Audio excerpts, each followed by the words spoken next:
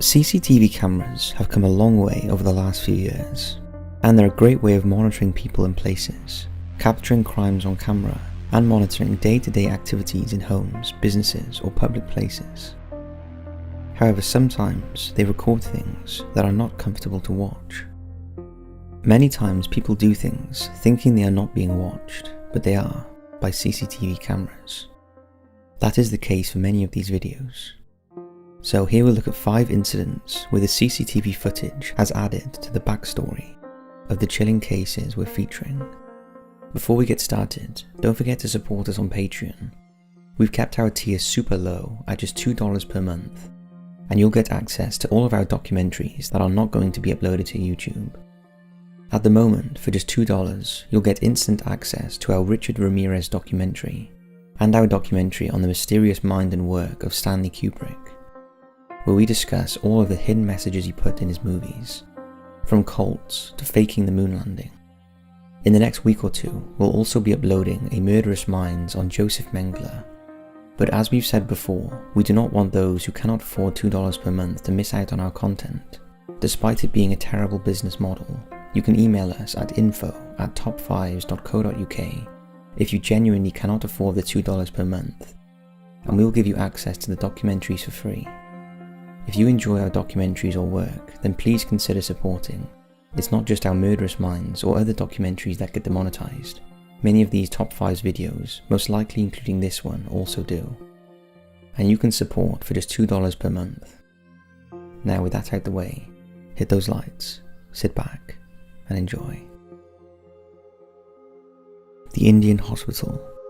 This video shows just what some families will do in pursuit of inheritance money. The shocking footage was captured on a hospital security camera. It shows Dr. Jayasudha Manoharan, along with her 2 sons, visiting her 82-year-old father, Dr. Rajagopal, who is being treated in a private intensive care room at a hospital in India. The hospital is owned by Rajagopal's son and Dr. Jayasudha's sister.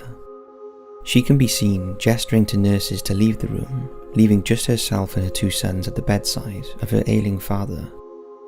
As soon as they leave, Jayasudha grabs her father's medical file. As she does, her elderly son can be seen retrieving documents from under his shirt. Apparently, they then threaten the sick man, saying they will harm him unless he agrees to sign the papers.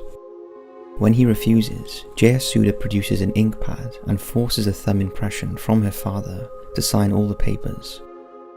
Once the documents are signed, the elder son again conceals them under his shirt. Jayasudha can be seen wiping the ink off her father's thumb with a cotton pad and spirit. All the while, he appears to be protesting.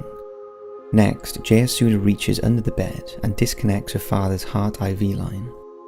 This causes him to start bleeding, and a pool of blood starts to form on the floor close to Jayasudha's feet.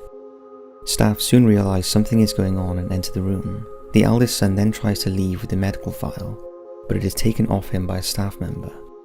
But as other staff enter the room, he manages to slip out unnoticed, and is later seen leaving the hospital on the exterior CCTV camera. Back in the ICC room, the patient tries to explain what has happened, but his daughter and young grandson deny everything, but are asked to leave anyway. But as Jayasudha gets off her chair, the disconnected IV falls to the floor, and she tries to tuck it under the mattress. A nurse notices what she is doing and quickly reconnects the line, and saves the patient's life. With blood still on her hands, Jayasudha leaves the room along with the younger son, and is later seen on exterior CCTV running from the hospital pursued by medical staff. Despite the spillage, it wasn't realised what Jayasudha and her 2 sons were trying to do until the CCTV was reviewed. Police initially filed cases of trespassing, exploitation, and criminal intimidation against family, but later changed that to attempted homicide. However, remarkably, the only action taken against Jayasudha and her son was a suspension from medicine for her and a warning for him. No action was taken against her younger son. Mr. Rajagopal passed away 2 months after the incident. Terrifyingly easy. This next footage is a chilling reminder of how easily someone can break into your home while you are sleeping. It was captured on a home security camera on January the 10th, 2019, from a house in Castle Bromwich, Birmingham, in the United Kingdom. The masked burglar, who appeared to have a limp, first scales a fence into the rear garden of the property, where he triggers security lights.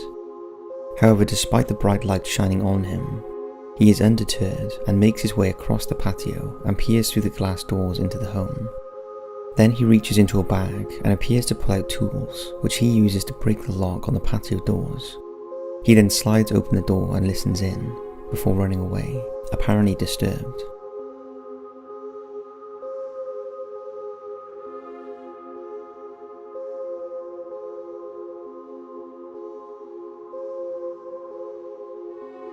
Seconds later he returns, and this time he enters the house and starts staking the place, but again is disturbed, apparently by a house alarm, and makes a run for it.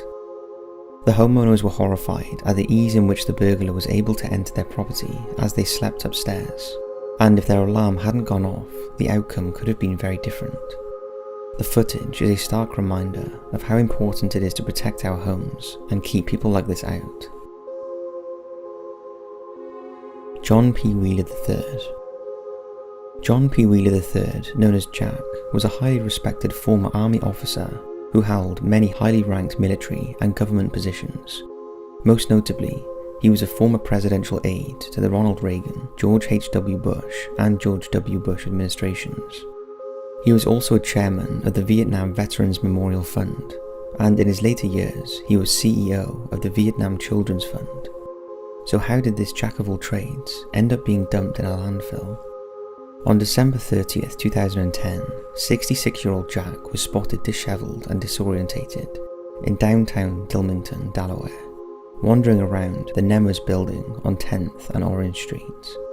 He was offered assistance by several individuals who were concerned for his well-being, but he refused. Take a look at this disturbing footage.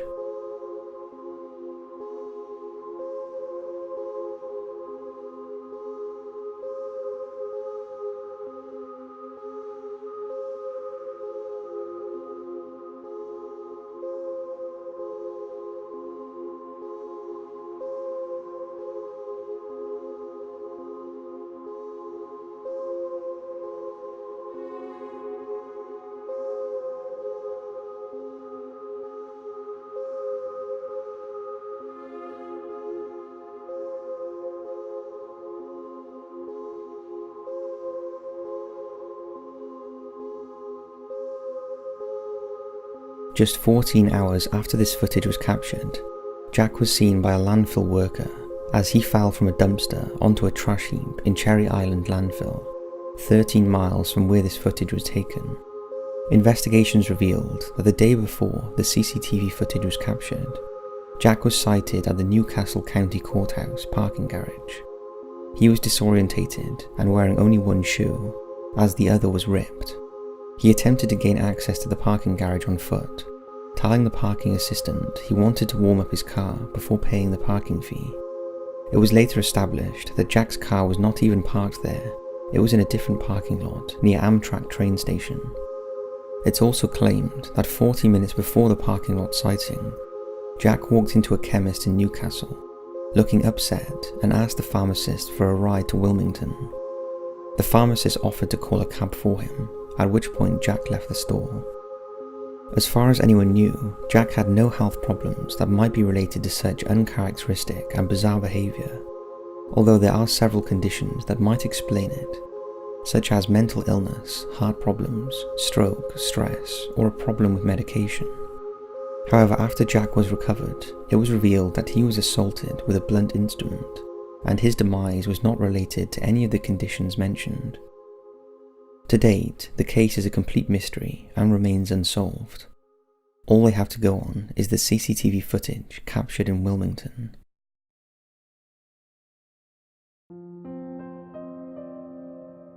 Allen Wood CCTV. Lound in Lincolnshire, UK is a tiny rural hamlet approximately 16 miles from Peterborough in the middle of the English countryside. However, in 2009, it became the location of one of the most senseless, unprovoked attacks in British history on a man in his own house. The victim was 50-year-old Alan Wood, described by friends as a laid-back, easygoing man who worked hard and enjoyed the simple things in life. Alan had a passion for photography and motorbikes and was the proud owner of a black Triumph Speed Triple. His social life centred around visiting the Willoughby Arms public house in nearby Little Bytham. Alan lived alone since separating from his wife in 2003, although the pair remained on friendly terms, and since 2006 he had worked the night shift at his local Sainsbury's in Bourne. There was nothing in Alan's life to suggest he had any enemies, but on Saturday, the 24th of October 2009, Alan was seen leaving the Willoughby Arms to head back to his home in Lound. 3 days later, a friend visited his house and found his body. When the police were called, the sheer brutality of the sustained attack on Alan shocked even the most hardened officers. We cannot go into too much detail due to YouTube's sensitivity regarding these topics, but the attack was ferocious. In the days after the attack, it was established that the offender injured himself and left blood at the scene.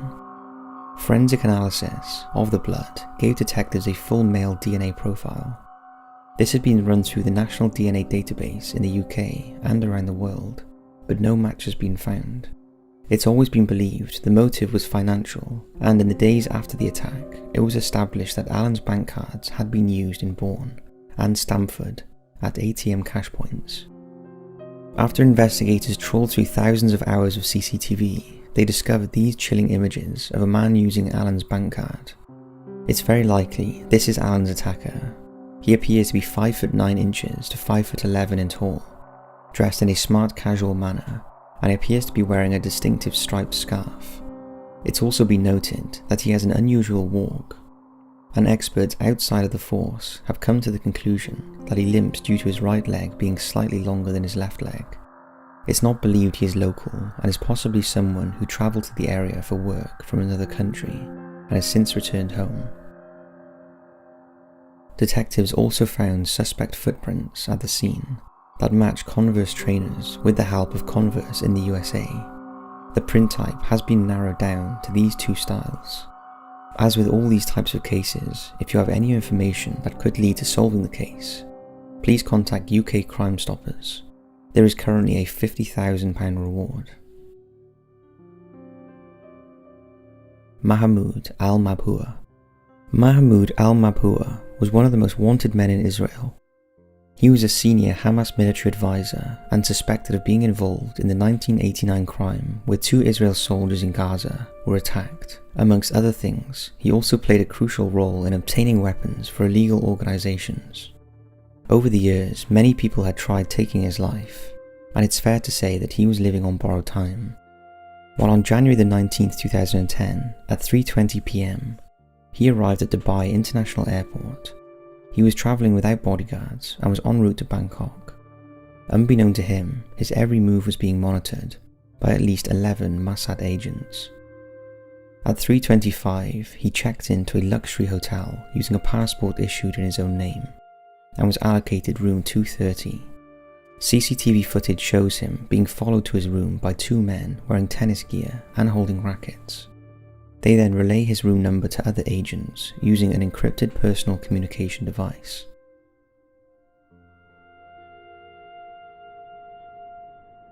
At around 3:23 PM, he leaves his room and is followed by at least 2 agents, although it's unknown where he went. During the course of the afternoon, more agents arrived through Dubai Airport, some of them checking into the hotel, others checking into nearby hotels. One of the agents, known as Peter, rings the hotel Mohammed is staying at from a nearby hotel business centre and asks to book room 237, the room opposite from room 230. He later arrives at the hotel and checks in, before handing a bag and the room key to another agent known as Kevin. Peter then leaves the hotel and makes his way back to the airport.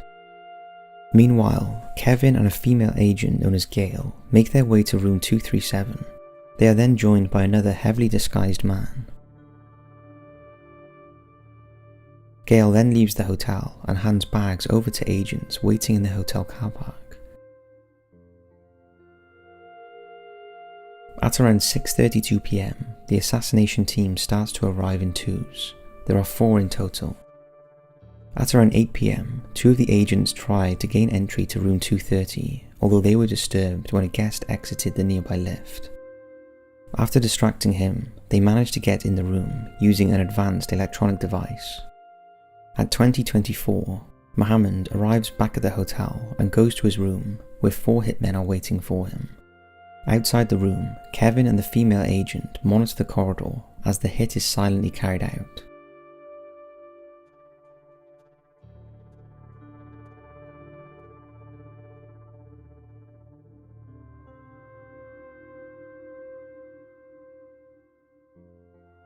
By 8:45, Mohammed is no more. At 8:46, 2 of the perpetrators are standing in front of the elevator. One you'll notice is still wearing a rubber glove. Following the hit, the various agents calmly leave the hotel, and over the next 12 hours, all the agents have left Dubai, fleeing to various destinations.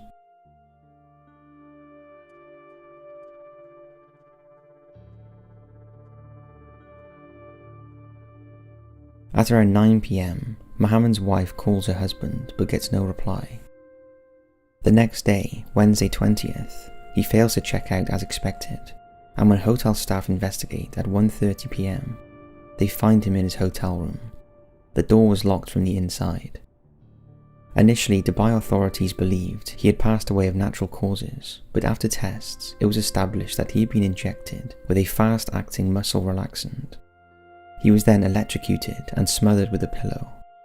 There were signs that he had attempted to resist the attacks, but the paralysis caused by the muscle relaxant would have made it impossible, although he would have remained 100% conscious. After reviewing the CCTV footage, they believed that at least 11 operatives were involved in the hit, all travelling on fake or stolen passports from various EU countries, including Britain, Ireland, France and Germany, and one from Australia. The operation was meticulously planned by the Israeli intelligence service, Mossad, by a professional team that was highly skilled in these kinds of activities. In the years and months following the operation, arrests have been made, but no one has been convicted. Thanks for watching, and as always, we'll see you in the next video.